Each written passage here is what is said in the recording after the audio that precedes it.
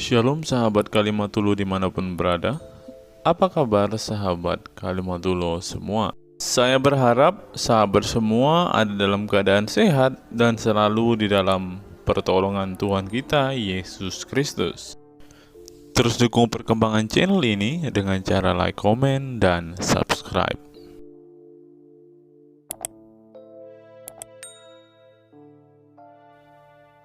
Mereka yang berilmu, saudara-saudara. Baik, giliran waktu saya ya, Gus ya. Waktu saya, Gus. Jadi begini, Gus. Saya hampir putus asa, tapi saya masih percaya.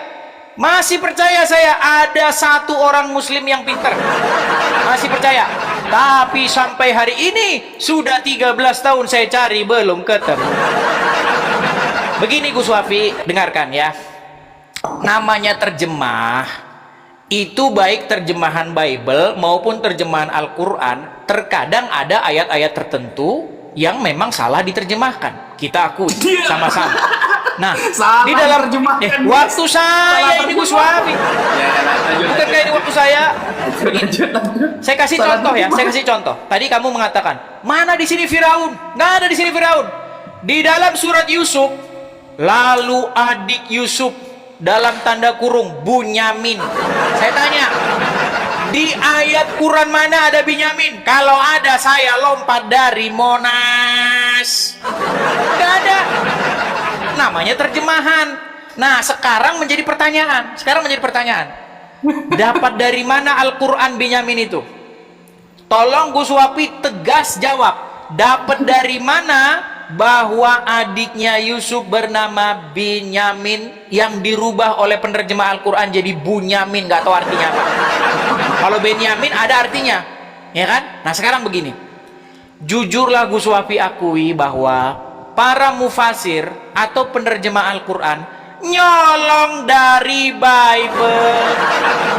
Ayo aku itu, ya, tolong aku itu Gus Wafi, biar kita enak diskusinya. Nah, Gus Wafi tadi melakukan perbandingan. Ini di dalam Matius. Ketika Yesus dibaptis di sungai Yordan, lalu terdengarlah suara dari surga yang berkata, inilah anakku yang kukasihi, kepadanya lah aku berkenan. Oh, ini suara Bapak didengar ini. Didengar suara Bapak. Tapi di dalam Injil Yohanes pasal yang kelima, saudara, katanya suaranya tidak bisa kamu dengar. Gus Wafi, aduh, makanya saya kecewa bener sama orang Islam ini. Ketika Yesus menyembuhkan mata orang buta yang sejak lahir pada hari Sabat, Yesus ditentang oleh ahli-ahli Taurat dan orang-orang Farisi. Kenapa kamu menyembuhkan bekerja pada hari Sabat?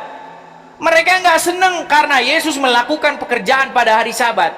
Lalu Yesus berkata kepada mereka bahwa mereka tidak mengenal Bapaknya Yesus. Bapa yang mengutus aku, kamu tidak kenal. Suaranya pun tidak kamu kenal. Itu ngomong kepada ahli Taurat dan orang-orang Farisi. Mana data ini, weh? Lu makanya dibaca Bible itu, kalau baca dari atas sampai bawah, setidak-tidaknya Anda baca itu satu perikop. Jangan seperti membaca Al-Quran, satu ayat tiba-tiba nongol. Nih, bayangkan. Di dalam Bible, Musa itu sedang menggembalakan domba. Lalu dia melihat penglihatan. Maksudnya apa? Maksudnya Musa itu ingin diutus ke Mesir, ya kan? Nah, di dalam Al-Quran narasi itu dijiplak, tetapi apa? Ketika Musa melihat api di lembah tua itu, dia berkata, dirikanlah sholat untuk mengingat aku. Ini apa-apaan ini? Masa ada narasi dirikanlah sholat untuk mengingat? Dari mana jalan ceritanya? Tapi kalau ke situ Gus Wafi belum sanggup, karena Gus Wafi belum tahu apa-apa tentang Al-Quran. Gini, yang ingin saya maksudkan begini Gus Wafi, tolong kita akui bahwa para penafsir Al-Quran itu memang mengambil rujukannya dari Bible. Contohnya apa? Nama adik Yusuf itu namanya Bunyamin. Jujur Gus Wafi, itu nyolong dari Bible. Wah, ada ilmu nausorob dari mana bisa tahu adiknya orang namanya Bunyamin? Terus yang kedua, masih banyak lagi tuh. Berapakah jumlah murid Isa Hawariun? Dari mana mereka tahu 12? Nahusorob apa itu? Pasti mereka nyolong lagi dari Bible. Namanya Yuhanan, namanya ya begini-begini. Nyolong lagi dari Bible. Nama istri Ibrahim, ada Hajar, ada Sarah, nyolong lagi dari Bible. Nggak ada di Quran istri Ibrahim namanya Sarah Hajar, nggak ada. Kalau ada saya terjun dari Monas. Pokoknya teman-teman, kalau teman-teman betul melakukan penelitian, saya orangnya yang telah melakukan penelitian Bible dan terhadap Al-Quran. Saya dan semua orang yang menggunakan akal sehat akan menyimpulkan bahwa Al-Quran melakukan penjiplakan, penipuan terhadap Bible. Dan Zuma sudah mengakui, nantikan video saya akan menguploadnya. Zuma sudah mengakui kemungkinan Quran itu menjiplak Bible. Tunggu videonya saya upload. Ngeri, berat. Sudah. Ayo. Saya jawab dulu dari awal ya, dulu. Jadi Gus Wafi, ketika Yesus berkata, kamu tidak mendengar suaranya, apakah itu berbicara bahwa suara Bapa bisa didengar atau tidak? Tidak. Contoh, ya, kamu tidak makan durian, itu bukan dulu tentang apakah durian itu bisa dimakan atau tidak. Ini bagaimana sih? Waktu saya ya, gini. Ya. Inilah saya bilang, saya sangat kecewa karena saya belum pernah menemukan ada orang Islam yang cerdas, belum pernah ada. Di situ bunyinya bukan tentang suara Bapa di surga itu bisa didengar atau tidak bisa didengar. Ini bukan tentang ability, bukan tentang apakah bisa didengar. Tetapi Yesus berkata bahwa kamu tidak pernah mendengar suaranya. Sama seperti begini Gus Wapi. Apakah kamu pernah makan kelengkeng? Kamu nggak pernah makan kelengkeng. Itu bukan tentang kelengkeng itu bisa dimakan atau tidak. Gimana Gus Wapi ini mahamin yang sederhana gitu aja nggak bisa. Gak ada datanya. Ketika saya bilang sama kamu Gus Wapi, kamu tidak pernah makan kelengkeng. Apakah itu tentang bahwa kelengkeng itu tidak bisa dimakan? Sama seperti ketika Yesus berkata, kamu tidak pernah mendengar suaranya. Itu bukan tentang apakah suara Bapa di surga itu tidak bisa didengar. Bisa didengar, kata siapa nggak bisa didengar? Bisa didengar. Buktinya ketika Yesus dibaptis di Sungai Yordan, ada suara dari surga. Inilah anakku yang kukasihi, kepadanya lah aku berkenan. Itu didengar. Gimana aku suami? Mana datanya ini? Baik. Lo baca, makanya baca. Nih, di dalam surat Yusuf ayat yang ke-8. Kok minta-minta data? Saya ini bukan debat sama orang yang nggak pernah pegang Quran. Aduh, masa Anda tidak tahu ditunjukkan lagi datanya? Gini, Quran surat Yusuf ayat yang ke-8. Oh, mereka mau datanya. Memang mereka ini harus dibuang-buang waktunya. Saya ini nggak suka buang-buang waktu. Nih, lihat nih. Ini surat Yusuf ayat yang ke-8, perhatikan nih. Di dalam terjemahannya dikatakan begini, ketika mereka berkata, sesungguhnya Yusuf dan saudara kandungnya dalam kurung Bunyamin. Dari mana Bunyamin ini dapat? Pastilah dari ngintip dari Bible. Coba. Seluruh orang Islam, ilmu nahu sorob, balagoh, mantek, ilmu kanuragan, kadikjayaan apa ini dapat dari sini Bunyamin? Coba. Ilmu rawe rontek, ilmu ngerogoh sukmo apa ini bisa dapat ini Bunyamin dari sini? Coba jawab dari mana? Jawabannya dari nyolong dari Bible. Sudah pasti, karena Bible jelas sekali adik Yusuf itu namanya Benyamin. Nah, kenapa Benyamin? Tadinya itu Ben-Oni, lalu diganti Benyamin. Ini jadi Bunyamin. Apa ini Bun? tanpa makna. Contoh nama orang Jawa, ya. Nama orang Jawa itu misalnya siapa? Jaka, ya kan? Atau Perjaka. Kalau Perjaka diganti jadi Perjuki apa? Apa Perjuki? Perjuki itu apa?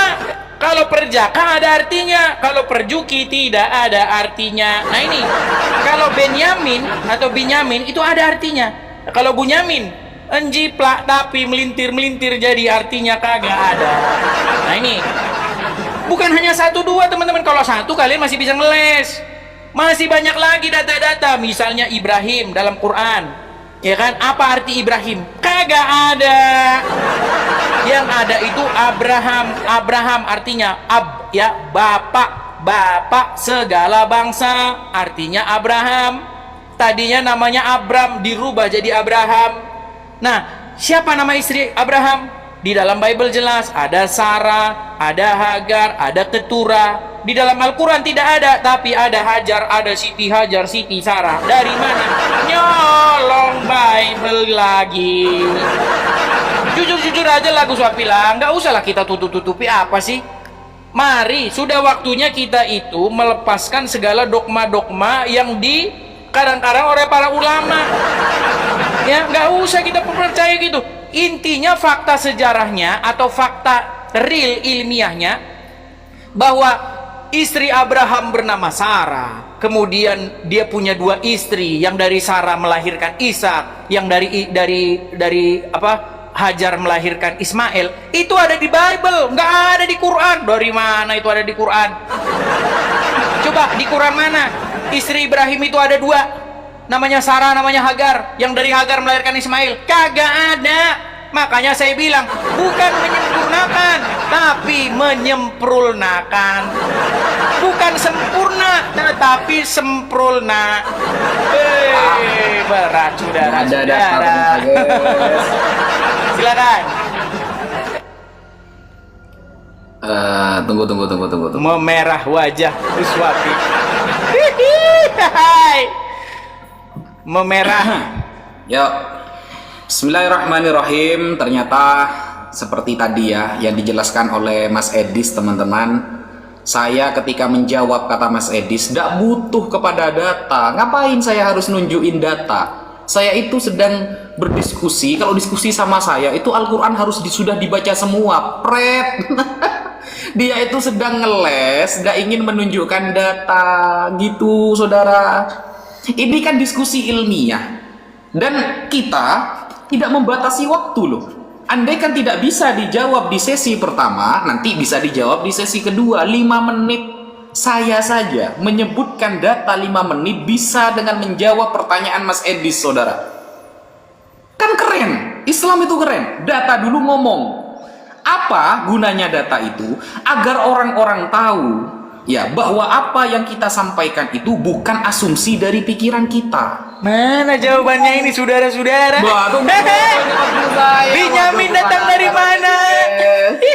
Kewanasan Mas Edis, guys, kewanasan dia. Nah, dia pertanyaan Yusuf sudah saya jawab.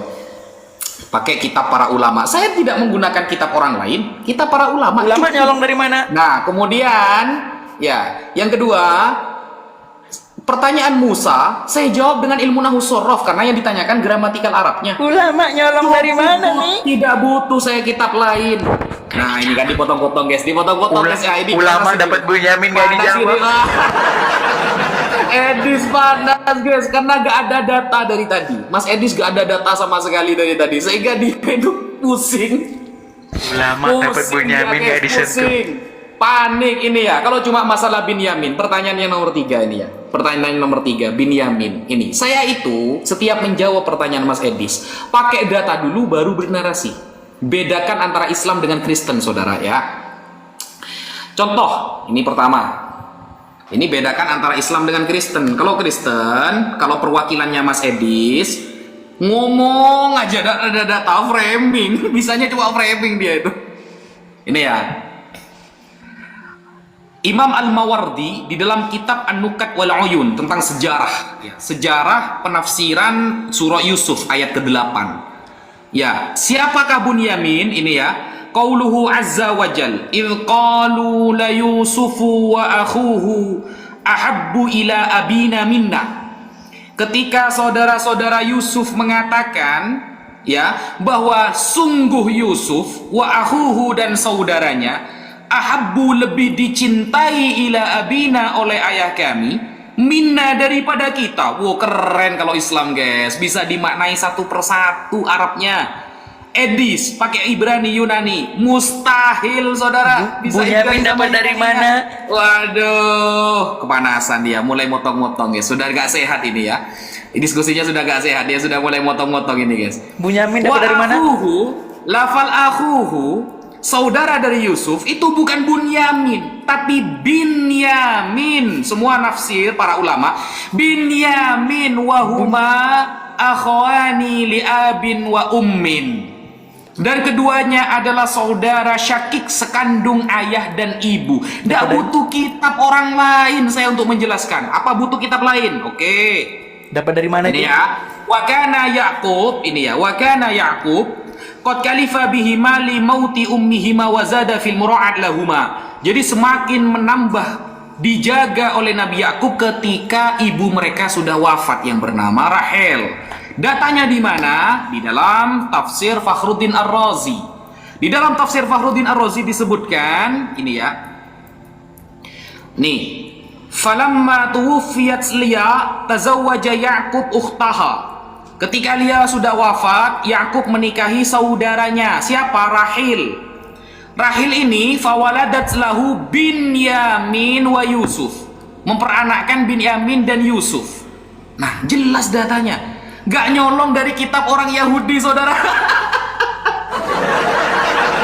Gak perlu nyolong dari kitab orang Yahudi kalau Islam. Islam itu cukup Al-Quran, perkataan para ulama, hadis dari Nabi sudah cukup. Gak perlu ditempelkan kitab sucinya dengan kitab orang Yahudi. Gak butuh nubuatan Tuhannya, butuh kitabnya orang Yahudi. Gak butuh Al-Quran itu penjelasan dari orang Yahudi, gak butuh. Sampai kitabnya dicolong, sampai lafal Fir'aun tadi tidak dijawab-jawab sama Mas Edis pakai data. Lafal Fir'aun saja itu nyolong. Bayangkan satu kitab nyolong dari orang Yahudi. Gus Wapi juga tidak nangkap-nangkap. Baik, kita akan menjawab ya. Sebentar, saya tampilkan dulu background kita, saudara-saudara ya. Mas Edis akan menjawab pertanyaan saya? Mustahil. Baik, baik, kita jaga. Nah, ini dia. Oke, baik. Baik, teman-teman ya, seperti saya bilang ya. Mengapa orang Islam begitu lugunya? Seperti seorang gadis desa yang pergi ke kota yang tidak tahu apa-apa. Disuruh masuk ke sini masuk, disuruh ke sana ikut. Gus Wapi, tadi Anda membuka kitab tafsir Fathur Razi, kitab imam ini, imam itu. Saya tanya sekarang, dari mana itu dapat info bahwa ini bernama Rahel, ibunya bernama Benyamin? Dapat info dari mana? Oh, mereka sudah jadi nabi, saudara-saudara. Begitu lugunya kalian bahwa data itu dicolong dari Bible. Saya tanya, tadi Anda membuka kitab tafsir apa namanya? Fathur Razi atau apa tadi namanya? Siapa satu lagi? Kitab imam ini. Namanya bukan Bunyamin tapi Binyamin. Nih, lihat nih. Lihat, di sini apakah tertulis Binyamin atau Bunyamin? Lihat nih, tertulis Bunyamin. Sebentar, sabar, jangan panik. Lihat nih. Perhatikan. Apa ini saudara-saudara? Waduh, terjemahan guys. Bunyamin atau Binyamin? Terjemahan, aduh. Bunyamin atau Binyamin ini? Data kredibel pakai terjemahan lawannya. Bunyamin. Aduh. Ini dari website Islam nih. Dari website Islam nih. Nih, saya balikan ke belakang nih. Aduh, nih aja pakai terjemahan. Dari website Islam nih loh. Web nih, tafsir web. Ini tafsir web, ketik sendiri di sini. Yes, ternyata pakai terjemahan. Waktu saya Gus Wafi. Sabar. Lihat nih. Bunyamin. Ya kan? Nah, teman-teman sekalian, saya cuma mau bilang begini. Kalau dia bilang tadi Binyamin, sebenarnya intinya bukan masalah Bunyamin atau Binyamin. Gini loh, di dalam tafsir itu Gus Wapi, mereka dapat dari mana sih? Saya tanya. Bisa saja Anda bilang begini begitu segala macam dari kitab ini. Sumber kitab itu dari mana? Coba saya tanya. Ulama kitab ini, imam ini, imam itu. Saya tanya, mereka dapat dari mana? Saudara. Ayo Gus Wapi, Tolong dijawab itu. Saya kira Dari pakai data mana kredibel. Fathur Razi, dari mana imam ini, imam itu, Imam Nawawi, Imam Nawawi, Sabah, Maliki, Hambali, segala macam, dari mana dapat Benyamin? Jawab, dari mana? Sudah dipastikan dari Bible. Karena tidak ada buku lain di bawah kolong langit ini yang menceritakan tentang Yusuf. Adiknya namanya Benyamin. Tadinya namanya Ben-Oni, dirubah karena setelah melahirkan Ben-Oni itu ibunya meninggal, yaitu Rahel. Tadi kamu ceritakan namanya Rahel. Sudah semakin saya baca, semakin saya tahu kitab tafsirnya nyolong dari Bible. Coba dari mana? Apakah dia dapat wahyu? Oh, mereka dapat wahyu, saudara-saudara saya. Karena nabinya orang Islam masih banyak selain Muhammad. Ada Nabi Ibnu Katsir, ayo siapa lagi? Ada Nabi Fathur Razi yang tahu bahwa saudara Yusuf namanya Bunyamin. Iya, jadi saya bilang bahwa ada orang yang lebih tahu daripada Allah. Namanya siapa tadi? Kitab Al-Imam Fathur Razi. Berat. Udahlah Gus Wapi, gini aja. Kita pakai kajian ilmiah. Coba. Apakah mereka Dari tadi kamu apakah mana mereka datanya pergi itu? ke Gua Hira? Coba saya tanya, kitab tafsir yang Anda Datanya buka? kamu mana dari tadi jawaban saya? Kitab tafsir yang Anda buka tadi? Nama Pertanyaan kitab saya, siapa? datanya Kitab mana tafsir di- Fathur Razi? Betul? Mana datanya pertanyaan saya di... Sekarang saya Jangan- tanya. Jangan Apakah menunjukkan pertanyaan saya baru ini dulu, saudara? Fathur Razi dapat dari mana? Aduh, Berat saudara. Bilang saja berat saudara. bahwa informasi-informasi dalam kitab tafsir itu berasal dari Bible. Makanya saya bilang lagu Swapi sudahlah ya. Jadi kalian ini ingin menyamakan diri dengan Bible. Makanya kalian butuh Bible. Bahkan sampai ngemis-ngemis nandar bahwa Muhammad dinubuatkan dalam Bible. Tapi sayang, masa nubuat berupa tompel? Kan tanda kenabian berupa tai lalat, ya kan? Yang kemerah-merahan, hitam kemerah-merahan, berbulu. Bukankah itu tompel? Masa tanda kenabian berupa tompel? Aduh, berat saudara-saudara. Baik, kita tanggapi ya. Baik, kita tanggapi. Oke. Jadi pertama-tama tadi Gus Wapi tidak menjawab ya. Semua pertanyaan saya sudah tidak dijawab karena Gus Waduh. Wapi sudah tahu bahwa semua kitab-kitab tafsir itu muaranya nyolong. Nyolong. Coba dari mana tadi kitab-kitab tafsir tahu nama adiknya Yusuf itu Benyamin? Tahu dari mana? Apakah dia bertapa juga di Gua Hira? Jawabannya semua orang yang dapat berpikir secara ilmiah tahu. Jawabannya dari Bible. Dari mana Pertanyaan saya, jangan para habis. mufasir tahu bahwa istri Ibrahim ada dua? Satu namanya Sarah, satu namanya Hajar. Yang Hajar melahirkan Ismail, kemudian yang Sarah melahirkan Ishak. Dari mana taunya? Apakah Pertanyaan tafsir saya, itu bertapa di Gua Hira jadi nabi? Pertanyaan saya di... Oh, jawabannya dari nyolong Bible. Tetapi karena orang Islam begitu lugunya, orang ini kan takut mereka sama ulama. Bahkan Gus Wapi ada videonya dia ngomong. Ulama itu ya. Saya nggak siapin videonya. Itu surganya. Kalau mau ke sana butuh waktu 500 tahun. Sebentar. Makanya begini. Jadi orang Islam itu teman-teman, mereka itu sudah didoktrin sedemikian rupa, mereka takut setengah mati sama ulamanya. Jadi kalau ulamanya bohong, mereka tidak tahu. Sekarang saya tanya, dari mana ulama-ulama itu tahu? Coba, dari mana mereka tahu? Pasti dari nyolong Bible. Sudahlah Gus Wapi, jujur aja lah. Dari sanad dari mana? Sanad dari Hongkong. Nah, sekarang begini, ya kan? Jadi kalau bicara sama orang Islam ini, mereka itu pemahaman kata aja mereka nggak tahu. Apa sih Taurat itu? Orang Islam kalau ditanya Taurat apa, mereka bilang Taurat itu kitab. Bahlul. Taurat itu adalah kata yang dijadikan bahasa Arab, yang bahkan Muhammad sendiri nggak tahu apa itu Taurat. Taurat itu berasal dari bahasa Ibrani. Apa bahasa Ibraninya Taurat? Torah. Apa arti Torah? Torah itu sebenarnya bukan buku. Torah itu artinya secara kata artinya hukum, pengajaran. Loh, gimana?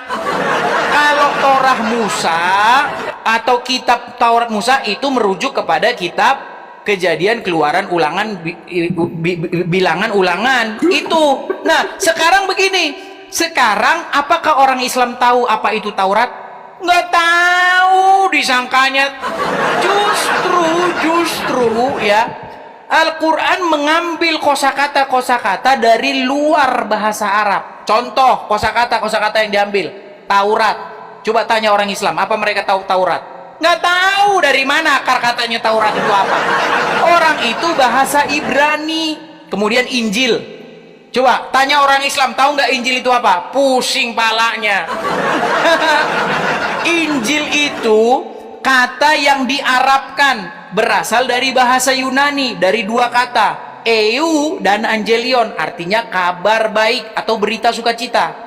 Jadi misalnya begini, oh Gus Wapi, Anda dapat uang nih. Itu sebenarnya kabar sukacita itu secara kaidah bahasa itu kabar baik, dan kabar baik itu kalau diterjemahkan itu Injil. Tapi itu makna secara etimologi, tapi ada juga makna terminologi. Nah, kata Injil itu merujuk kepada sebuah kabar gembira tentang datangnya Yesus. Makanya Injil Matius juga, inilah awal mula Injil, permulaan Injil, kepermulaan kabar baik. Nah, orang Islam ngambil kata-kata tapi tidak tahu artinya. Seperti kita orang emak-emak tahu kan, saya lagi OTW katanya. Apa OTW? Nggak tahu OTW. OTW itu kan kependekan dari on the way, ya kan? On the way, lagi di perjalanan. Tapi karena emak-emak ya asal jiplak-jiplak aja. Saya mau OTW kata. Jadi begitu, Al-Quran mengambil bahasa-bahasa lain di dalam bahasa Arab itu disebut sebagai kata-kata yang berasal dari bahasa ajam, ya kan? Bahasa asing.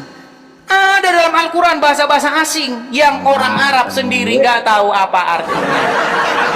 Jadi kitab Taurat kamu itu bukan merujuk kepada Musa, pengajaran maksudnya. Aduh, Gus Wapi. Baik ya, 2 menit setengah dari saya, nanti 2 menit setengah dari Gus Wapi. Ya, jadi teman-teman ya, seperti saya bilang, walaupun tidak ada muslim yang belum saya temukan ada yang cerdas, ya saya masih berharap semoga suatu saat saya bertemu. Jadi Gus Wapi ya, teman-teman muslim, pertama-tama saya memberikan saran kepada kalian, janganlah kalian itu mau dibodoh-bodohi oleh ulama. Kalau ulama bilang bahwasanya nama adik Yusuf itu namanya Benyamin, tanya ulama dapat dari mana Pak Ustadz? Oh, informasinya dari mana? Dari Gua Hira. Dari Bible. Udahlah jujur aja Gus Wapi, dari Bible. Masa ujuk-ujuk ulama tahu dari mana? Iya, saya tahu Gus Wapi merujuk kepada kitab ulama, merujuk kita kepada tafsir. Cuman mereka itu dapatnya dari mana? Seperti tadi bilang, Farozi hidup abad keberapa? Muhammad saja tidak tahu, masa mereka jadi tahu? Gitu loh Gus Wapi. Nah itu poin pentingnya. Nah kemudian tadi Gus Wapi tahu nggak apa sih bedanya etimologi dengan terminologi? Nanti nggak tahu lagi gimana. Makna etimologi itu makna kata. Contoh kitab.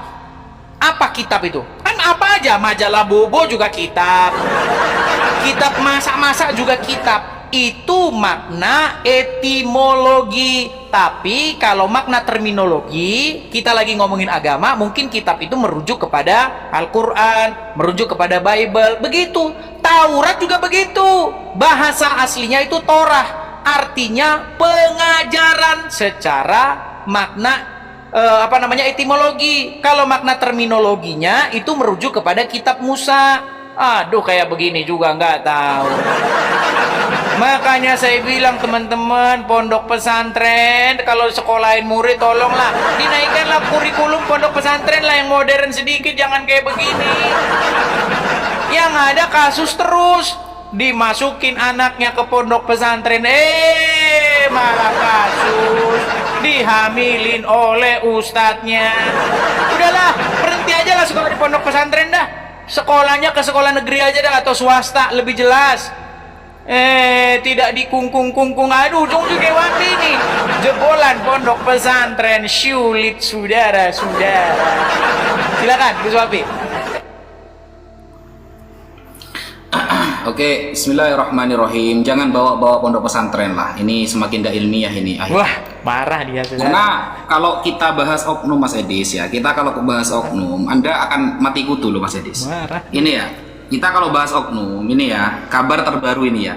Kasus dugaan pencabulan 4 anak oleh pendeta di Blitar dilaporkan ke Bareskrim Polri.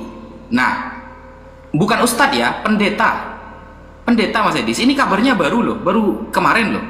Nah, jadi kabar-kabar seperti ini banyak Mas Edis. Kalian. Kabar pencabulan oleh pendeta itu banyak sekali. Jadi kamu kalau bawa pesantren akhirnya kamu kan begini. Nah, ini ya. Ini kalau sampean bawa pesantren nih ya. Saya pakai berdata Mas Edis. Ini ya, kabar terbaru lagi ya. Kabar terbaru lagi. Apa ini? Terbukti cabuli 9 anak calon pendeta di Alor divonis hukuman mati. Waduh. Dicabuli lagi Mas Edis.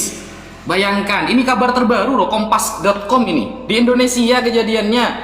Kan seperti itu. Jadi jangan mau, kalau sampean mengatakan jangan mau dibodoh-bodohi oleh para ulama, maka saya katakan jangan mau dibodoh-bodohi oleh para bapak pendeta yang sebenarnya kata Yesus keselamatan datang dari bangsa Yahudi.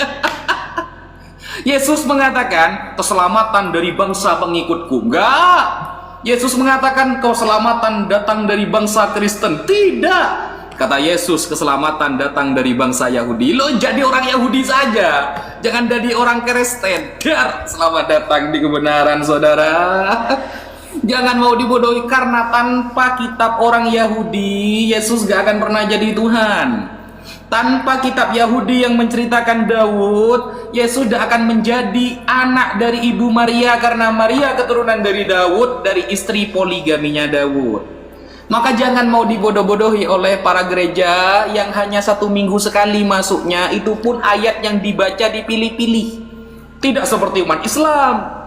Umat Islam di pesantren yang dikaji tafsirnya, ayat sampai hatam semuanya, tidak ada yang ditutup-tutupi. Enggak gitu jawaban saya. Mungkin sekian dari saya. Terima kasih. Mohon maaf. Assalamualaikum warahmatullahi wabarakatuh. Habis ini dia pasti curhat di komalnya nih. Hehehe. Biasanya kan curhat. Orangnya. Gimana? Oke. Sudah? Jadi gini saja saran saya Gus Wapi, perbedaan kita cuma satu. Kalau saya sudah meneliti Quran dan Bible, kalau Gus Wapi baru meneliti Quran doang. Makanya belum tahu kalau isinya anjiplak dari Bible. Oke Gus Wapi, terima kasih. Sampai ketemu lagi di acara-acara berikutnya. Terima kasih Gus Wapi, sampai jumpa. Ya, begitu. Mari kita simak apa yang diungkapkan oleh Profesor dan cendekiawan Muslim yang satu ini. Kita kutip dalil liputan 6 teman-teman. Quraisy Shihab mengatakan, tolong jangan pilih ustadz yang suka memaki. Kai Haji Quraisy Shihab ibaratkan begini. Nah teman-teman, ternyata ada juga ustadz-ustadz yang suka memaki-maki teman-teman. Bisa jadi ini adalah salah satu oknum yang dikatakan oleh Habib Kribo tadi teman-teman, dimana mereka seakan-akan orang yang paling beriman, paling beragama, dengan kepalanya ada titik hitam dan juga jenggotnya sampai panjang ke lantai, kata Habib Kribo tadi kan teman-teman. Di era modern ini ketika ceramah agama mudah diakses melalui berbagai media, umat Islam dihadapkan pada pilihan beragama, ustadz atau penceramah yang dapat mereka ikuti. Namun tidak semua pendakwah menggunakan cara yang sejuk dan penuh hikmah dalam menyampaikan pesan agama. Menanggapi fenomena ini, wah ini ternyata sebuah fenomena nih teman-teman, berarti sudah sering terjadi nih teman-teman. Profesor Kiai Haji Quraisy Shihab, seorang cendekiawan muslim, terkemuka menekankan pentingnya memilih ustadz yang tidak memaki-maki dalam dakwahnya. Quraisy Shihab mengingatkan bahwa dakwah adalah ajakan kepada kebaikan yang harus disampaikan dengan cara yang baik pula. Ia menekankan pentingnya mencontoh akhlak Nabi Muhammad SAW yang selalu lemah lembut dalam menyampaikan ajaran Islam. Mengutip sabda Nabi Muhammad, barang siapa yang beriman kepada Allah dan hari akhir, hendaklah ia berkata baik atau diam. Ayahanda presenter Najwa Shihab menegaskan bahwa ini adalah pedoman penting bagi para pendakwah. Kata-kata yang baik dan penuh hikmah lebih efektif dalam menyentuh hati dan menggerakkan orang untuk berubah ke arah yang lebih baik. Dalam dakwah, seringkali ditemukan penceramah yang menggunakan kata-kata yang keras dengan alasan untuk menegur atau mengingatkan umat. Namun, Profesor Quraisy Shihab mengingatkan bahwa cara ini justru bisa menimbulkan antipati dan menjauhkan orang dari ajaran agama Islam yang seharusnya penuh kasih sayang dan rahmat. Menukil Islam.co, Quraisy Shihab menjelaskan hal yang menarik ketika ditanya seseorang terkait kriteria ustadz yang tepat untuk dijadikan panutan atau sebagai penceramah. Mantan rektor lain, sekarang UIN, Syarif Hidayatullah Jakarta, ini menjelaskan dengan penuh kasih ibarat seorang bapak menasihati anaknya. Pilihlah ustadz yang menganut paham moderat. Anda tidak akan mendengar makian, tutur mantan Menteri Agama ke-16 masa Presiden Soeharto ini. Quraisy Shihab menjelaskan bahwa ustadz yang wasatiyah akan terbuka untuk dikritik dan tidak fanatik dengan satu pandangan dan menilai pandangan yang orang lain salah. Quraisy Shihab menjelaskan bahwa ustadz wasatiyah akan terbuka untuk dikritik dan tidak fanatik dengan satu pandangan dan menilai pandangan orang lain salah. Ustadz yang wasatiyah memahami bahwa jalan menuju agama itu besar dan memiliki jalan-jalan kecil untuk menuju jalan besar itu. Karena dalam rincian ajaran agama yang Tuhan tanyakan adalah hasilnya, misalnya 5 tambah 5, 10, tapi bisa juga 7 tambah 3, lanjutnya. Salah satu ciri ustadz yang wasatiyah menurutnya adalah berpengetahuan luas. Ustadz yang berpengetahuan luas akan mampu menilai dan menghargai suatu pendapat, sedangkan ustadz yang sempit pengetahuannya akan mudah menyalahkan. Semakin luas pengetahuan seseorang, semakin besar toleransinya. Semakin sempit, semakin bodoh tandasnya. Nah, teman-teman muslim, silahkan kalian mau milih ustadz yang modelnya seperti ini. Karena ustadz yang berilmu itu seperti yang dikatakan oleh Bapak Quraisy Shihab ini, bahwa mereka pasti adalah orang yang sangat toleransi. Tetapi jika ustadzmu kamu dapati tidak bisa bertoleransi atau orang yang intoleran, maka mereka bisa dikatakan ustadz yang BODOH, kata Quraisy Shihab. Nah, pertanyaannya adalah, apakah Zuma termasuk standar ustadz yang baik atau ustadz yang toleran? Mari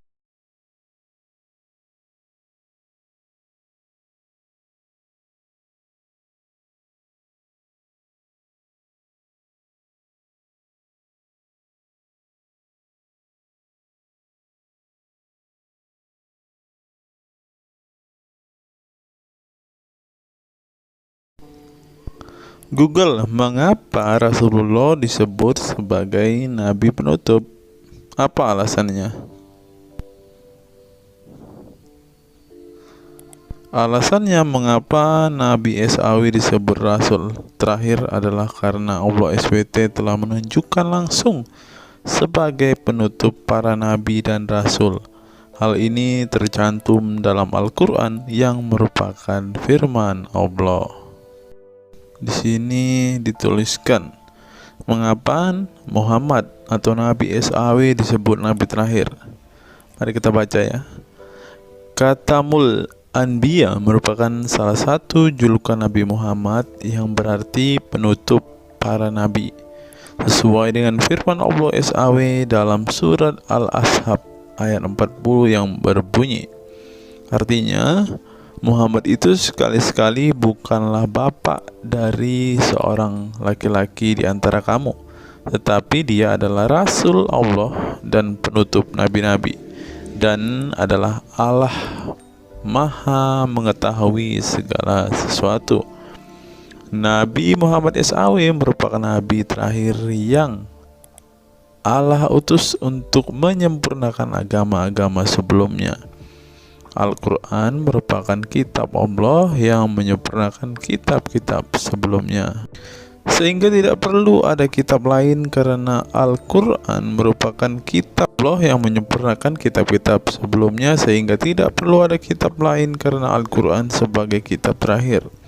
Maka dapat diartikan bahwa tidak ada lagi Nabi setelah Nabi Muhammad SAW. Nabi Muhammad SAW sebagai Nabi terakhir juga didukung dengan dalil lainnya, yaitu surat Al-Sab 61 ayat 6. Dan ingatlah ketika Isa bin Maryam berkata, "Hai Bani Israel, sesungguhnya aku adalah utusan Allah kepadamu, membenarkan kitab sebelumku, yaitu Taurat, yang memberikan kabar gembira dengan datangnya seorang Rasul yang akan datang sesudahku, yang namanya Ahmad dalam tanda kurung Muhammad." Menurut Syekh Al-Zairi dalam kitab Al-Jawahir dan Al-Kalamiyah, alasan kenapa Nabi Muhammad SAW dijadikan Nabi terakhir adalah hikmah terputusnya para Nabi itu untuk menyeru umat manusia agar beribadah kepada Allah, menunjukkan mereka ke jalan yang lurus dalam urusan kehidupan duniawi dan ukhrawi, memberitahu kepada mereka tentang hal-hal yang tidak dapat dicapai oleh penglihatan mereka, dan memberitahu keadaan yang pemikiran mereka belum sampai, dan menetapkan dalil yang meyakinkan serta menghilangkan syubhat keserupaan yang tidak benar. Adapun hubungan dakwah Nabi Muhammad SAW dengan nabi-nabi terdahulu ialah terbangun atas dasar sebagai penguat dan penyempurna dakwah nabi-nabi sebelumnya. Oleh karena itu, semua para nabi selalu dibangun atas dasar dua pondasi utama, yaitu akidah, syariat, dan akhlak. Dari segi kaidah, dari segi akidah, semua ajaran yang dibawa oleh para nabi, mulai dari Nabi Adam alaihissalam sampai Muhammad SAW, adalah sama. Tidak ada beda antara nabi satu dengan nabi yang lainnya. Semuanya mengajarkan keimanan terhadap keesaan Allah SWT, yaitu dengan membersihkan dari segala sifat yang tidak layak baginya, dan mengimani adanya hari kiamat serta adanya surga dan neraka. Maka dari itu, semua para nabi menyerukan kepada kaumnya masing-masing antara dasar iman kepada Allah, dan semua para nabi setelahnya saling membenarkan ajaran yang telah dibawa oleh para nabi sebelumnya.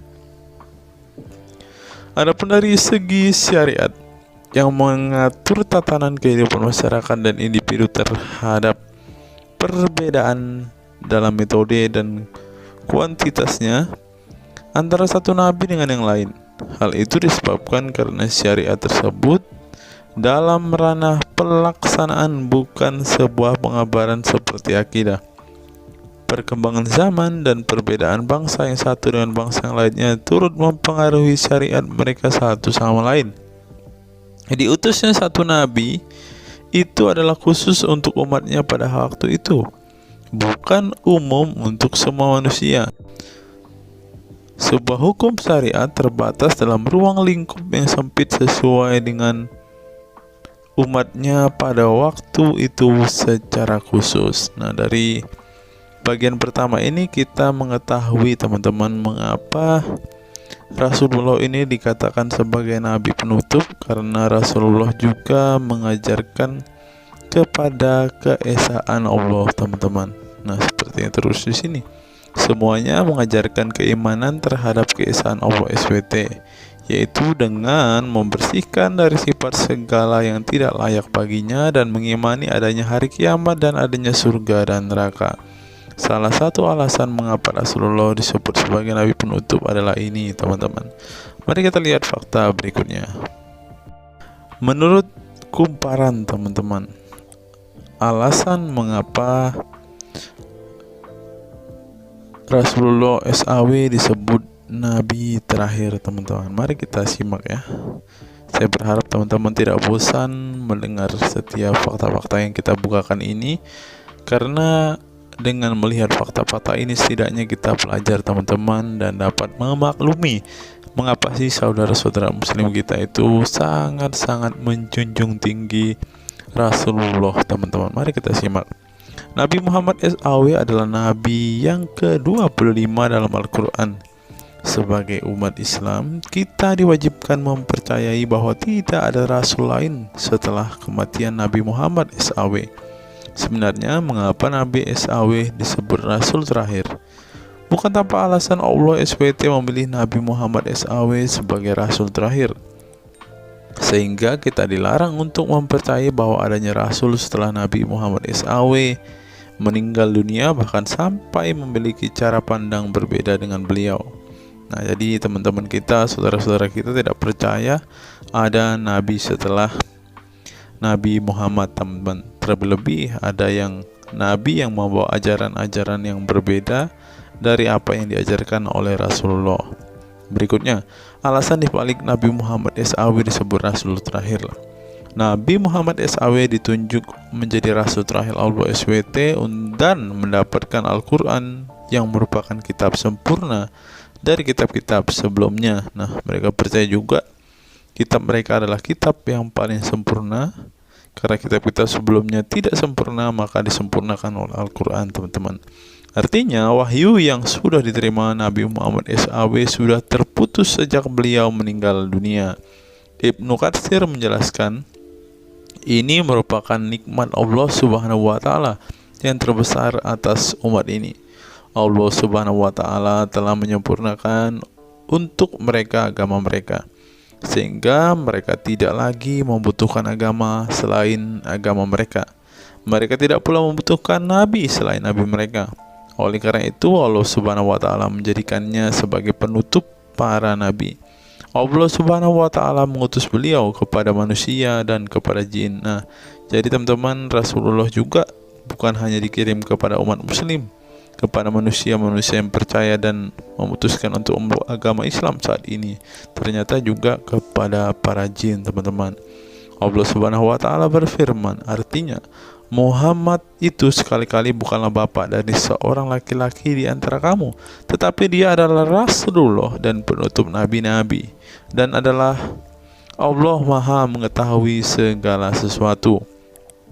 Dikutip dari buku situs-situs dalam Al-Quran oleh Syarifuddin Al-Fikri, para ahli bahasa memberikan makna terhadap kata ma dalam surat Al-Ahzab ayat 40 dengan al-istitsaku wal ma'u, yang artinya memastikan dan menolak sesuatu, sehingga Al-Quran menyebutkan bahwa Nabi Muhammad SAW sebagai khatam an-nabiyyin.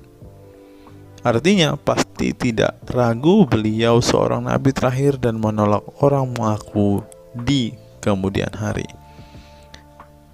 Adapun alasan dibalik Nabi Muhammad SAW sebagai rasul terakhir dijelaskan oleh Syekh Al-Zairi dalam Al-Jawahir Al-Kalamiyah. Sebenarnya Nabi kita Muhammad dikatakan sebagai penutup para nabi itu hanya karena sesungguhnya hikmat terputusnya para nabi itu menyeru umat manusia agar beribadah kepada Allah. menunjukkan mereka ke jalan yang lurus dalam urusan kehidupan duniawi dan ukhrawi, memberitahu kepada mereka tentang hal-hal yang tidak dapat dicapai oleh penglihatan mereka, dan memberitahu keadaan yang pemikiran mereka belum sampai, dan menetapkan dalil yang meyakinkan serta menghilangkan syubhat-syubhat keserupaan-keserupaan yang tidak benar. Karena itu umat manusia tidak memerlukan lagi kepada Nabi sesudah Nabi Muhammad, sebab syariatnya telah mencapai batas kesempurnaan. Dan dari alasan inilah tampak jelas tentang rahasia terusnya beliau untuk seluruh umat manusia, dan keberadaan beliau sebagai manusia yang paling utama dalam segi fisik serta halaknya. Demikianlah penjelasan singkat mengenai Nabi Muhammad SAW sebagai Rasul terakhir. Semoga dengan mengetahuinya dapat menambah meneladani beliau sebagai sosok yang sempurna. Yang perlu diingat, jangan menghujat ya teman-teman. Mengutip sindonews.com, inilah ke-10 keistimewaan Rasulullah. Yang pertama, air liur Rasulullah menjadi obat. Dari Sahl bin Sa'ad berkata, saat Rasulullah dan para sahabat akan berperang di Khaybar, Rasulullah bersabda bahwa ia akan memberikan bendera kepada seorang pria yang cinta dan dicintai oleh Allah dan Rasul-Nya, dan Allah akan memberikan kemenangan. Rasulullah mencari Sayyidina Ali. Akan tetapi para sahabat mengatakan bahwa Ali sedang mengalami sakit mata. Rasulullah memerintah para sahabat untuk mendatangkan Ali kepada beliau. Kemudian Rasulullah meludahi kedua matanya dan mendoakannya. Seketika itu sakit matanya sembuh seakan-akan tidak ada bekas sakit sebelumnya. Kemudian sahabat Talq bin Ali mengaku pernah digigit kalajengking di kakinya. Lalu Nabi meludahi kakinya dan mengusapnya. Seketika hilang sakit dan berhenti darahnya keluar. Talq bin Ali mengatakan, aku digigit oleh kalajengking ketika aku di dekat Nabi Muhammad, lalu beliau meludahi kakiku dan mengusapnya. Yang kedua, rambut beliau membawa berkah. Sahabat Khalid bin Walid radhiyallahu anhu tak pernah kalah di medan perang. Di setiap perang, Khalid selalu meraih kemenangan dan membuat nyali musuh ketakutan. Ternyata penyebabnya tak lepas dari keberkahan rambut Nabi Muhammad yang selalu dia bawa ketika perang. Rambut beliau juga dijadikan sebagai obat bagi orang sakit. Yang ketiga, keringat Nabi Muhammad menjadi minyak wangi. Anas bin Malik menceritakan keberkahan keringat Nabi Muhammad sebagai minyak wangi. Beliau mengatakan, Nabi masuk ke rumah kami dan beliau qailullah, tidur siang di tempat kami. Ketika tidur itu Nabi berkeringat, kemudian ibuku datang membawa botol dan keringat Nabi Muhammad ditampung ke dalam botol itu. Kemudian ketika Nabi bangun dari tidurnya, beliau bertanya kepada ibuku, wahai Ummu Sulaim, apa yang sedang engkau perbuat? Ummu Sulaim mengatakan, ini keringatmu wahai Rasulullah, aku jadikan minyak wangi dan ini adalah minyak wangi yang paling wangi. Yang keempat, tidak memiliki bayangan. Asyadid Muhammad bin Alawi Al-Maliki dalam kitabnya Mafahim Yazid Antus Hahaha menyebut di antara kekhususan Nabi Muhammad adalah tidak memiliki bayangan. Karena memang beliau adalah cahaya dan cahaya tidak pernah memiliki bayangan. Nabi tidak memiliki bayangan meskipun ada sinar matahari. Ini didukung oleh doa Nabi yang meminta kepada Allah untuk dijadikan sebagai cahaya. Hal ini disebutkan oleh Imam Muslim dalam hadis yang menjelaskan tentang bacaan Nabi dalam doa sujudnya. Ya Allah, jadikanlah di dalam hatiku cahaya, di pendengaranku cahaya, dalam penglihatanku cahaya, di sebelah kananku cahaya, di sebelah kiriku juga cahaya, di depanku cahaya, dan di belakangku cahaya. serta di atasku cahaya, juga di bawahku cahaya, dan jadikanlah untukku cahaya. Dalam riwayat lain juga disebutkan, jadikanlah aku cahaya. Yang kelima, tidak pernah menguap. Dalam kitab Al-Qashais Al-Kubra, Imam Asyuyuti menyebutkan riwayat Nabi Muhammad yang sepanjang hayat tidak pernah menguap. Ditakris oleh Imam Al-Bukhari dalam kitabnya Al-Tariq dan juga Ibnu Abi Saibah dalam Musannafnya, dan dari Isa Ibnu Sa'ad dari Yazid bin Al-Asham, beliau berkata bahwa Nabi Muhammad tidak pernah menguap sama sekali. Yang keenam, hati beliau tidak pernah tidur. Keistimewaan lainnya adalah kedua mata beliau tertidur, namun tidak demikian dengan hati beliau. Suatu waktu Nabi Muhammad pernah ditanya oleh istrinya Sayyidah Aisyah tentang tidurnya selepas sholat witir. "Wahai Rasulullah, apakah engkau tidur setelah sholat witir?"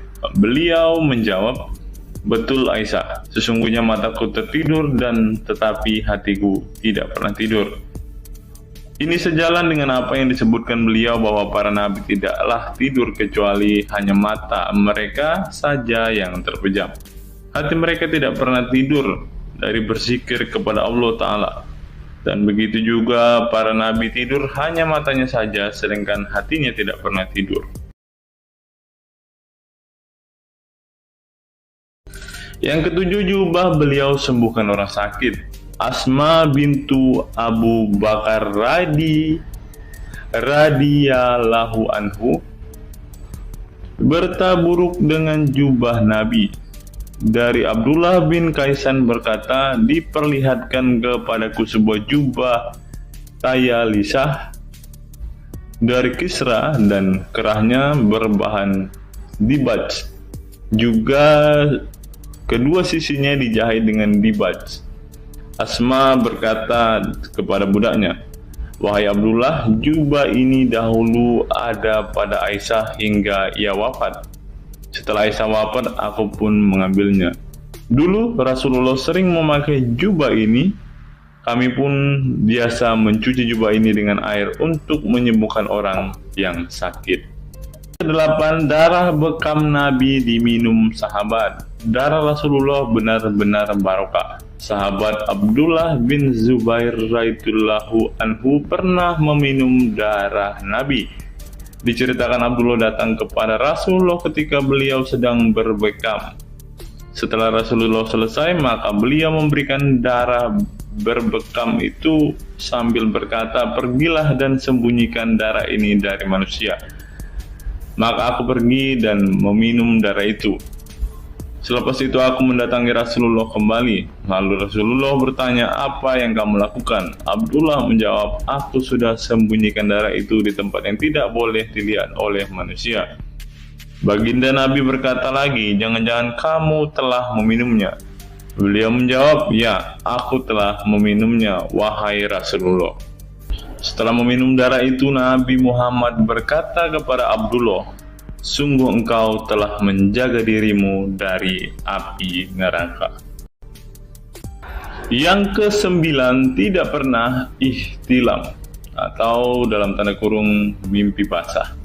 Ihtilam adalah keluarnya air mani karena sebab mimpi atau fantasi. Di Indonesia sering disebut dengan mimpi basah. Dan itu tidak pernah terjadi pada Nabi Muhammad. Dalam kitab hadis Al-Mu'jam Al-Kabir, Imam At-Tabarani mengeluarkan sebuah riwayat dari Ibnu Abbas bahwasannya Nabi Muhammad tidak pernah ihtilam atau mimpi basah. Yang ke-10 yang terakhir, teman-teman, dapat melihat dan mendengarkan ringkihan langit. Dari sahabat Abu Dzar, Nabi Muhammad bersabda, "Sesungguhnya aku melihat apa yang kalian tidak lihat, dan aku mendengar apa yang kalian tidak dengar, ringkihan langit. Dan memang pantas langit bersuara ringkih, karena di setiap jarak 4 jari di langit ada malaikat yang menaruh keningnya dan sujud kepada Allah. Demi Allah, seandainya kalian mengetahui apa yang aku ketahui, kalian akan sedikit tertawa dan banyak menangis." Keistimewaan lain dari Nabi Muhammad disebutkan ketika beliau buang air tidak ada bekasnya sama sekali. Dalam kata lain, semua kotoran beliau ditelan bumi, tak sedikit pun yang tertinggal. Beliau juga mampu melihat ke belakang dengan jelas sebagaimana beliau melihat ke depan. Itulah ke-10 keistimewaan Nabi Muhammad yang juga menjadi bukti kenabian beliau. Rasulullah adalah manusia sebagaimana umatnya, akan tetapi Allah menjadikan beliau sebagai manusia yang tidak seperti manusia pada umumnya.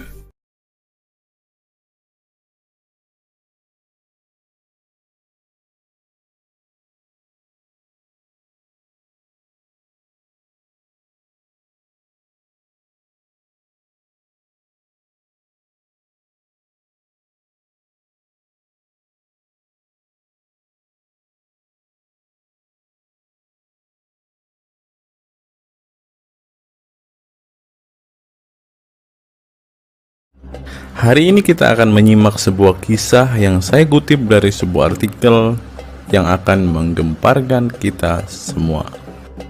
Karena kisah ini berisi sebuah cerita tentang para sahabat Nabi Muhammad yang katanya masuk surga. Bagaimana mungkin para sahabat ini bisa masuk surga? Sedangkan junjungan mereka sendiri pun tidak mempunyai kepastian surga. Seperti yang diungkap Bapak Quraisy Shihab berikut ini.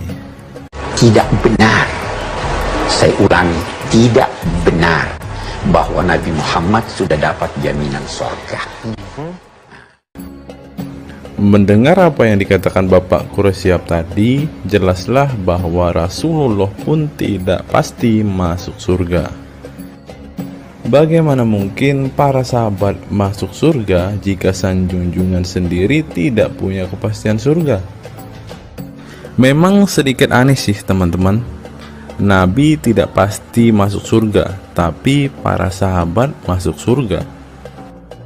Mungkinkah para sahabat lebih baik dari sang Nabi? Untuk itu, mari kita simak kisah para sahabat Nabi berikut ini dan temukan alasan mengapa mereka bisa masuk surga. Kisah sahabat Nabi Muhammad SAW yang dijamin masuk surga oleh Allah SWT. Semua manusia pasti menginginkan masuk surga Allah SWT, namun tidak semua jiwa bisa masuk surga. Ada banyak tantangan dan perjalanan yang sangat panjang yang harus dihadapi umat Islam hingga mendapat kesempatan ala SWT untuk masuk surga. Itu juga belum tentu langsung masuk surga. Mungkin harus ke neraka untuk menghapus dosa-dosa terlebih dahulu. Meski demikian, kita bisa belajar dari kisah sahabat Nabi Muhammad SAW yang dijamin masuk surga Allah. Mereka tidak begitu saja mendapat tempat yang keindahannya kekal abadi. Berbagai ujian keimanan dan fisik dalam mengarungi kehidupan mereka di jalan Allah SWT. Siapa sajakah sahabat Nabi SAW yang dijamin masuk surga? Simak selengkapnya dalam ulasan berikut ini. Kisah sahabat Nabi Muhammad SAW yang dijamin masuk surga. Dalam sebuah hadis terdapat 10 sahabat Nabi SAW yang masuk surga. Hadis tersebut berasal dari Abdurrahman bin Auf radhiyallahu anhu.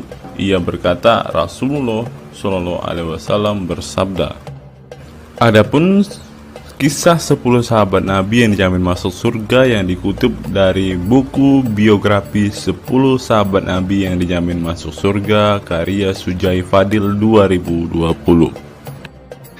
Yang pertama, Abu Bakar As-Siddiq. Abu Bakar As-Siddiq dikenal sebagai manusia terbaik setelah Nabi Muhammad SAW. Beliaulah orang pertama yang beriman kepada Nabi SAW, menemaninya dan membenarkan perkataannya.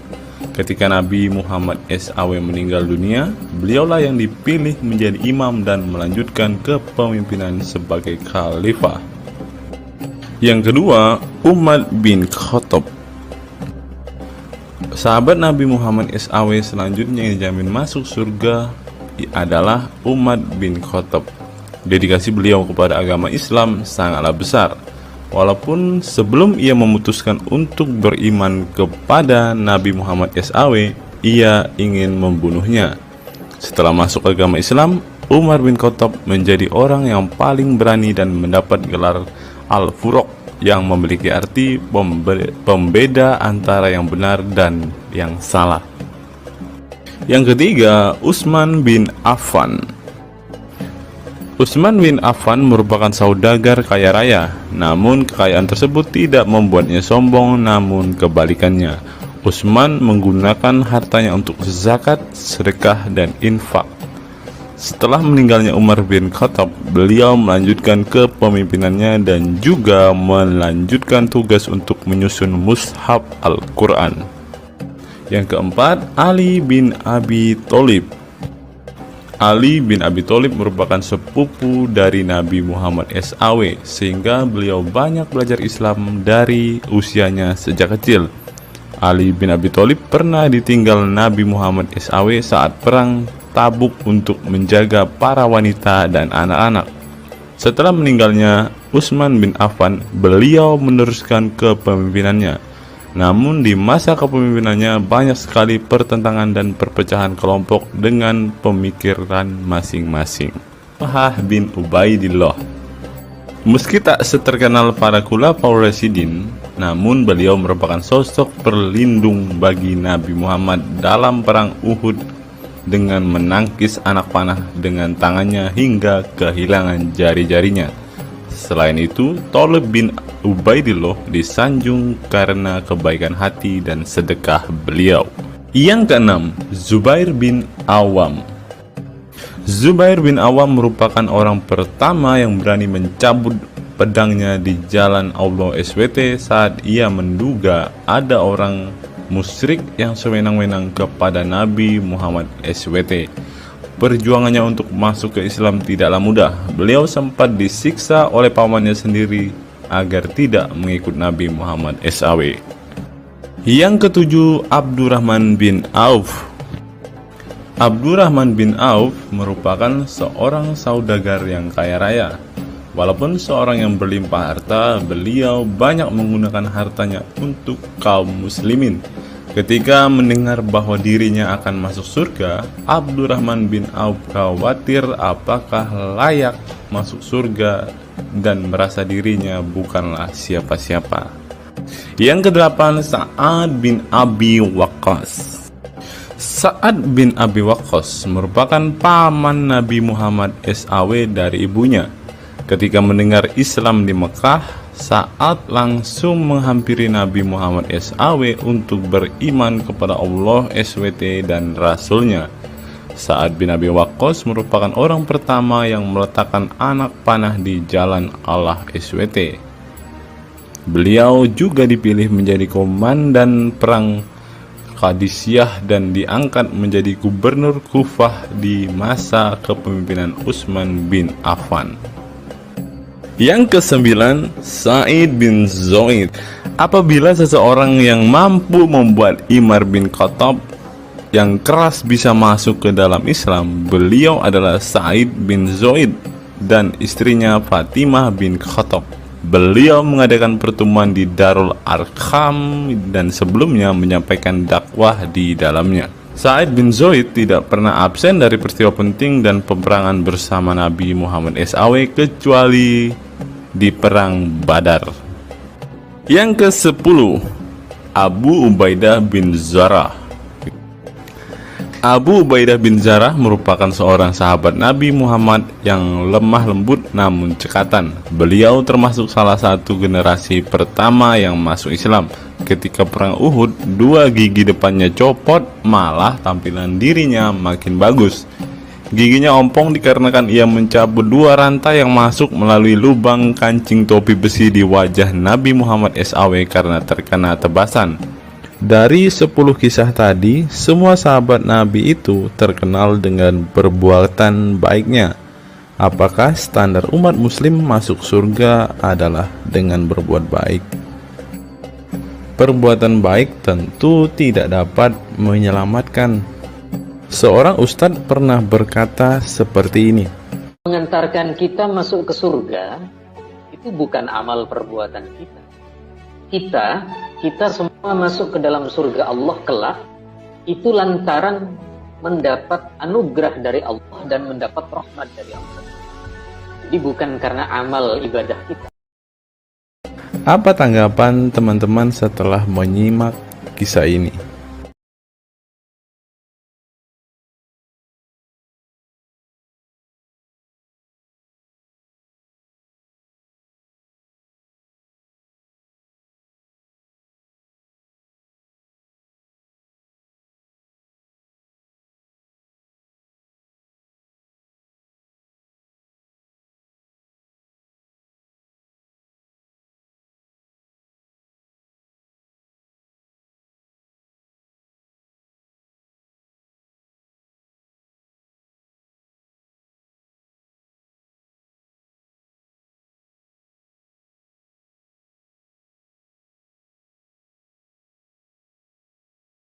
Saya teringat dengan satu perkataan seorang ustadz, teman-teman. Ustadz ini mengatakan bahwa memang benar saudara-saudara muslim kita itu hanya suka membaca Al-Quran, suka berbahasa Arab, tetapi pada kenyataannya mereka ini, teman-teman, ternyata adalah orang-orang yang tidak paham sama sekali dengan apa yang mereka baca, teman-teman.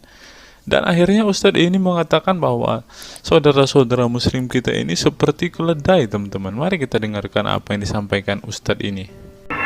Kita bangga menghafal Al-Quran tapi tidak memahami Al-Quran. Senang mengulang berbahasa Arab tapi tidak mengerti bahasa Arab.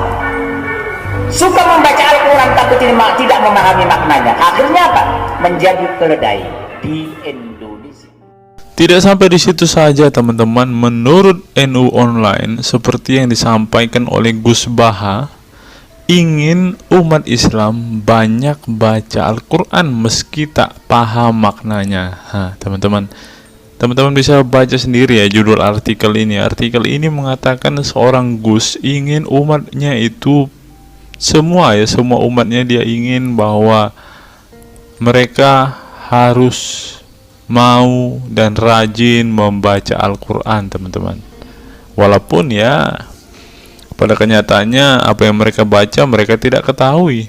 Apa yang mereka baca mereka tidak tahu maknanya, teman-teman. Mari kita dengarkan dan lihat apa isi dari artikel yang diransir oleh NU Online ini, teman-teman.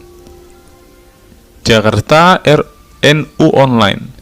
Rais Syuriah Pengurus Besar Nahdlatul Ulama PBNU Kiai Haji Ahmad Bahaudin Nur Salim yang biasa dikenal dengan Gus Baha mengingatkan umat muslim atau umat Islam untuk memperbanyak membaca Al-Quran meski tidak memahami maknanya. Waduh, gak bahaya kah ini? Ustadznya mengatakan harus baca saja Al-Quran walaupun tidak paham. Wah, bisa-bisa umat Islam jadi keledai se-Indonesia nih, seperti yang dikatakan Ustadz yang barusan tadi. Karena semuanya disuruh baca, disuruh hafal, tidak peduli tahu atau tidak arti dan maknanya. Aduh, gimana ini, teman-teman? Sebagai kitab suci, Al-Quran harus lebih dekat dengan umat Islam. Cara mendekatinya bisa dengan mempelajari dan memahami kandungan Al-Quran atau membacanya. Membaca Al-Quran lebih bernilai ibadah, terutama di bulan suci Ramadan. Saya paling sangat ingin di Ramadan ini banyak membaca Al-Quran, baik membaca secara qiraatan saja atau lebih jelasnya. Sebagaimana dikutip NU Online dari akun YouTube Santri Gayeng. Menurut Gus Baha, membaca Al-Quran tidak harus menunggu paham arti dan tafsirnya. Sebab membaca Al-Quran dari huruf ke huruf sudah bernilai ibadah. Meskipun seorang yang membacanya itu tidak paham arti dan maknanya.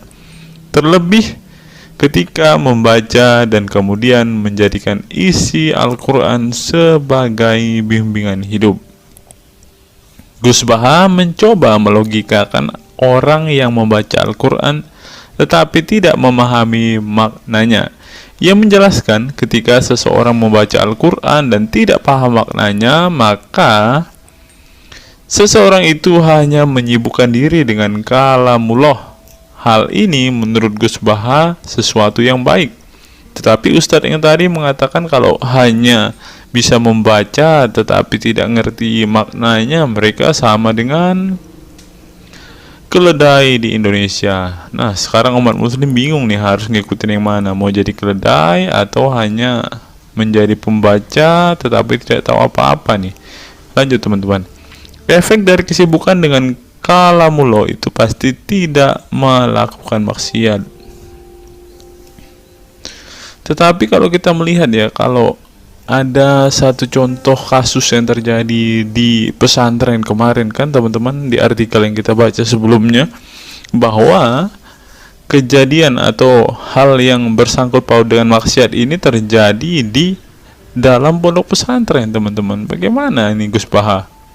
Kalau Anda mengatakan bahwa ketika orang sibuk dengan membaca Al-Quran dengan kesibukan membaca kalamullah dan bisa terhindar dari melakukan hal-hal maksiat, tapi kok di pondok pesantren malah terjadi maksiat nih Gus Baha, bagaimana ini? Lanjut, saya beri contoh, meskipun membaca saja dan tidak paham artinya, itu tetap baik. Ada orang yang semalaman itu duduk bersama keluarga, ngobrol ringan tentang masa lalu, cerita lucunya atau lucunya anaknya. Pada malam itu ditulis oleh malaikat bahwa keluarga ini tidak maksiat, tidak dugem, tidak narkoba, dan tidak ke tempat maksiat, jelasnya. Gus Baha mengatakan keberkahan dari seorang muslim atau muslimah menyibukkan diri bercengkrama bersama keluarga, asik guyon dengan teman dan tetangga adalah tidak melakukan maksiat dan tidak macam-macam, apalagi jika saat itu membaca Al-Quran. Hal ini sesuai dengan kajian ilmu usul fikih yang dipelajari Gus Baha dari Al-Makfurlah Kiai Haji Maimun Zubair. Ia menegaskan bahwa di antara kebaikan agama Islam adalah meninggalkan itu adalah pekerjaan yang tidak butuh modal. Gus Baha menjelaskan, apabila seseorang ingin mendapat pahala sholat, maka harus sholat. Kalau ingin mendapat pahala haji, maka harus haji. Namun ada kebaikan yang tidak perlu modal, yaitu meninggalkan kemungkaran. Caranya cukup meninggalkan hal-hal yang dilarang Allah. Cara meninggalkan kemungkaran bisa dengan bercengkrama dengan keluarga, baca Al-Quran, bercanda dengan teman, dan hal positif lainnya. Sehingga kalau ada orang yang tanya, kenapa baca Al-Quran meskipun tidak paham itu dapat pahala? Satu, karena itu kalamullah. Kedua, sebagai kebaikan itu adalah meninggalkan kemaksiatan. Meninggalkan itu bisa dilakukan dengan hal-hal mudah. Ini pentingnya ngaji. Saya ngaji usul fikih dengan Kiai Haji Maimun, abahnya Gus Yasin, katanya. Gus Baha mengaku sejak kecil ia sudah terbiasa membaca dan mempelajari Al-Quran, bahkan hingga saat ini. Kebiasaan Gus Baha mempelajari Al-Quran yang berlangsung puluhan tahun ini membuatnya memiliki kecintaan yang mendalam dengan kitab suci yang diturunkan kepada Nabi Muhammad itu. Ia juga membaca banyak literatur klasik maupun modern untuk memahami Al-Quran. Kemudian melakukan diskusi dengan banyak pakar Al-Quran dari berbagai daerah dan negara tentang berbagai tema. Tetapi syukur-syukur bacanya Al-Quran itu paham. Artinya paham sesuai dengan kapasitas masing-masing. Saya mulai kecil hingga sekarang masih ngaji Al-Quran, masih belajar, juga masih terus mencari ilmu. Ucap pengasuh pondok pesantren Tahfidzul Quran LP3 IA Rembang, Jawa Tengah itu. Nah teman-teman, setelah mendengarkan apa yang dikatakan Ustadz Munzir Situmorang dan juga Gus Baha ini, Taulah kita sekarang mengapa ketika ada debater-debater Islam yang berdebat dengan saudara-saudara apologet-apologet Kristen kita, mereka tidak paham sama sekali dengan Quran mereka, dengan hadis mereka, karena ya seperti ini teman-teman. Membaca Al-Quran, menghafal Al-Quran, itu adalah sebuah ibadah bagi kepercayaan mereka teman-teman. Walaupun mereka tidak paham apa yang mereka baca, walaupun mereka tidak mengerti sama sekali apa yang mereka baca teman-teman, yang penting dibaca saja, itu adalah sebuah amal baik. Nah teman-teman, kita belajar bahwa ketika apologet Kristen berdebat dengan para apologet Islam atau dengan para polemikus Muslim, inilah yang terjadi teman-teman. Mereka tidak paham sama sekali ketika mereka ditanya isi hadis dan Qur'annya.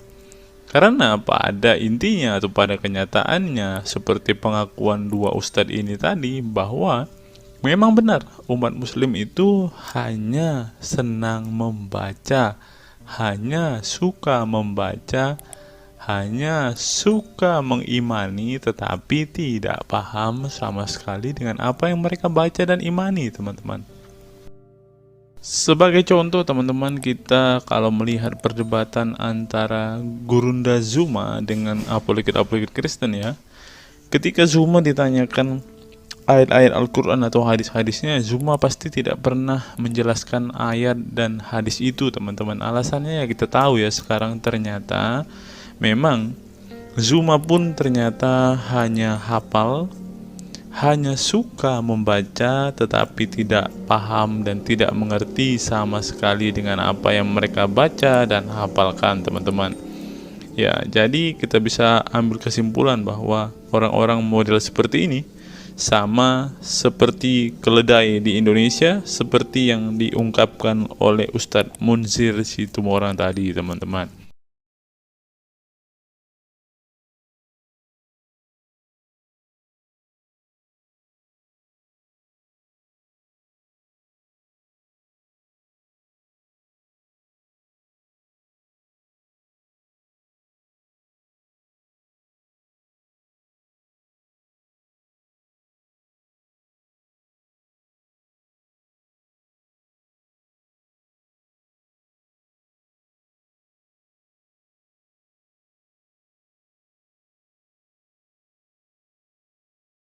Fenomena pemurtadan dan kelompok Islam radikal. Sejumlah sarjana Islam mengemukakan hukuman seorang murtad adalah hak prerogatif Tuhan, bukan wewenang manusia. Masalah pemurtadan selalu menjadi isu penting dalam sejarah wacana keislaman. Dalam Islam, tindakan atau sikap seseorang muslim meninggalkan agama Islam, baik dengan perkataan maupun dengan perbuatan, disebut dengan ridah atau irtidad dalam bahasa Arab. Dan orang muslim yang melakukan tindakan ini disebut murtad. Nah, seperti yang dikatakan oleh Yakut tadi teman-teman, dengan mengatakan toa itu seperti gonggongan anjing, dia sudah murtad teman-teman. Itulah sebabnya saudara-saudara muslim menganjurkan dia untuk istighfar dan mengucapkan 2 kalimat syahadat kembali. Lanjut. Seorang dikatakan murtad belum tentu mereka pindah atau konversi ke agama baru. Bisa juga mereka kemudian memilih untuk tidak beragama, menjadi sekuler, ateis, agnostik, dan lain sebagainya. Masalah pemurtadan ini bukan hanya diskursus dan fenomena eksklusif dalam Islam saja, tetapi juga dalam agama-agama lain ya. Ada banyak pendapat di kalangan sarjana muslim tentang status ridah yang dan bagaimana seharusnya memperlakukan seorang murtad. Ada yang berpendapat ridah adalah masalah kepolitikan, bukan masalah teologi keagamaan, sehingga orang yang keluar dari Islam murtad tidak perlu dikenai hukuman apapun, termasuk hukuman pembunuhan. Karena itu akan bertentangan dengan doktrin Islam dan Al-Quran yang menggaransi kebebasan bagi seseorang untuk beriman dan beragama atau tidak beriman dan tidak beragama. Bagi mereka, Sejarah hukuman pembunuhan bagi orang-orang yang keluar dari Islam lebih mengacu pada fenomena dan alasan sosial politik belaka. Dengan kata lain, kata murtad bagi mereka mengacu pada pengertian pembangkangan politik ketimbang pemberontakan teologis. Tak ada konsensus mengenainya. Tetapi ada pula yang berargumen bahwa masalah pemurtadan adalah masalah teologi keagamaan, sehingga orang yang mendeklarasikan diri keluar dari Islam harus dihukum bunuh seperti yang dipraktikkan oleh generasi Islam pasca wafatnya Nabi Muhammad.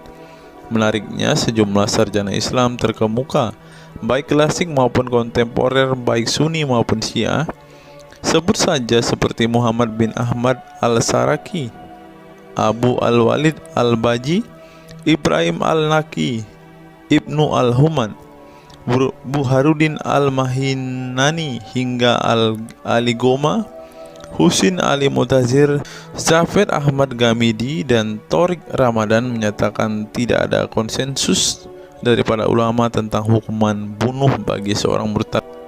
Mereka juga menegaskan bahwa hukuman seorang murtad adalah hak prerogatif Tuhan, bukan wewenang manusia.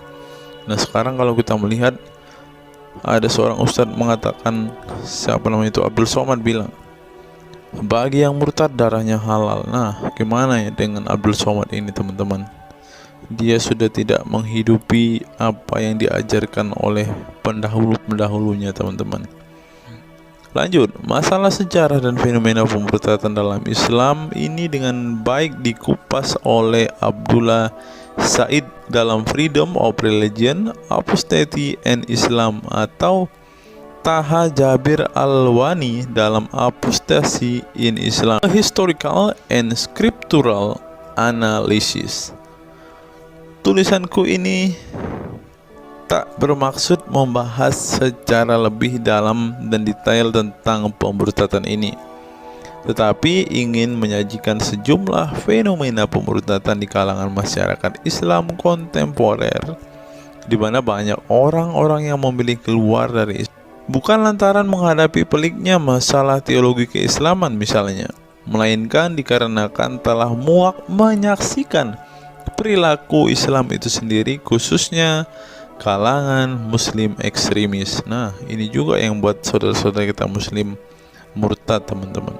Nggak tahu ya Abdul Somad termasuk orang yang Islam atau muslim yang ekstremis atau enggak ya, karena dia bilang siapa yang murtad darahnya halal. Bisa jadi Somad salah satu Islam ekstremis.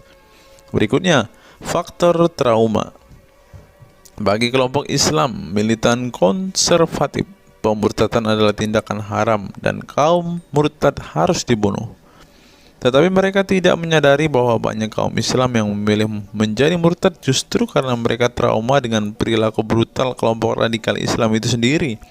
Lihat misalnya penuturan sejumlah mantan muslim dalam buku Living Islam, Apostate Speak Out, yang diedit oleh Ibnu Warak, nama samaran, seorang pensiunan Islam kelahiran Rajkot, India.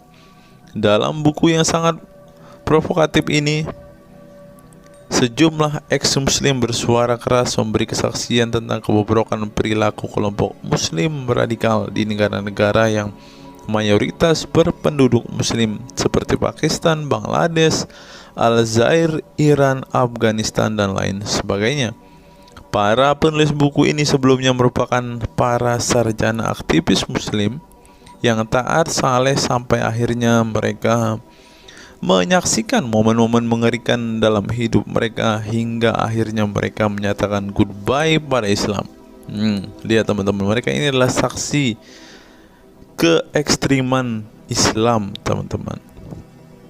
Kini mereka memilih menjadi Kristen, agnostik, ateis, humanis, sekularis, free thinker, dan lain sebagainya. Setelah mendeklarasikan dari emoh pada Islam, mereka kemudian pada umumnya memilih tinggal di Barat, khususnya Amerika Serikat, Kanada, Eropa Barat, dan Australia. Karena kalau mereka tinggal di Arab ya pasti dipenggal, teman-teman. Sebagai suaka baru mereka dengan pertimbangan satu, masalah ketidakamanan jika mereka tinggal di negara asal mereka sebab seorang yang pindah agama dihukumi murtad dan mereka itu bisa dibunuh. Nah, benar apa yang saya katakan tadi kan teman-teman.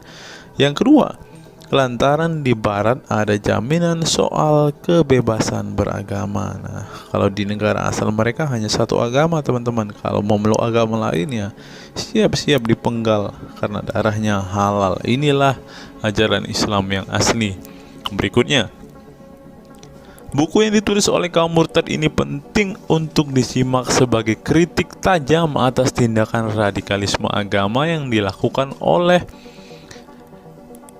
meminjam istilah Muhammad Said Asmani, kelompok ekstrim yang sering menebarkan kekerasan dan kebencian dalam menyampaikan pesan-pesan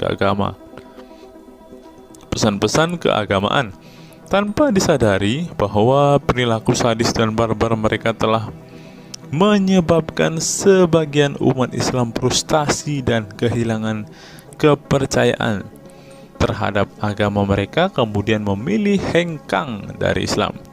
Ini menunjukkan bahwa masalah pemurtadan atau proses konversi tidak semata-mata masalah teologi keagamaan, tetapi juga sosial, politik, dan ekonomi.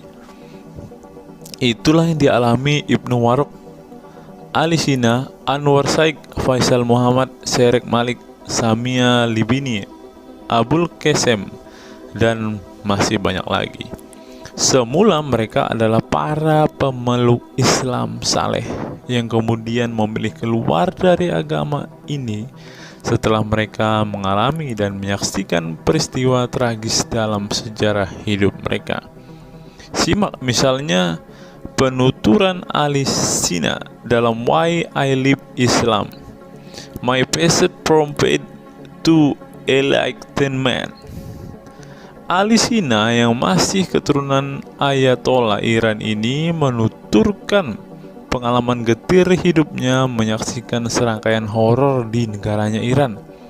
Dia mengatakan sejak Ayatollah Khomeini berhasil menggulingkan diktator Shah Reza Pahlavi pada tahun 1979, segera ia mengganti ideologi sekuler negara dengan ideologi Islami yang tunduk sepenuhnya pada otoritas Khomeini.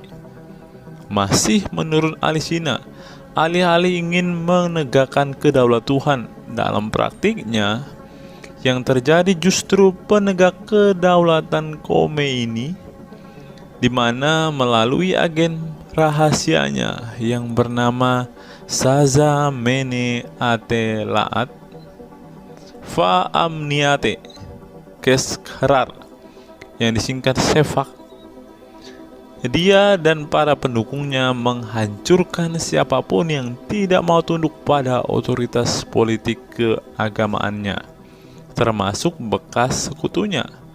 Maka pada saat Imam Khomeini berkuasa, kata Sina, nyawa pun menjadi sangat murah. Ribuan orang Irak dibunuh sebagai efek perang teluk antara Iran-Irak. Ribuan pengikut Bahai Faith disiksa dengan tuduhan murtad, dan ribuan penduduk Iran yang menolak otoritas politik dan agama sang imam dipenjara. Nasib kaum perempuan lebih tragis lagi.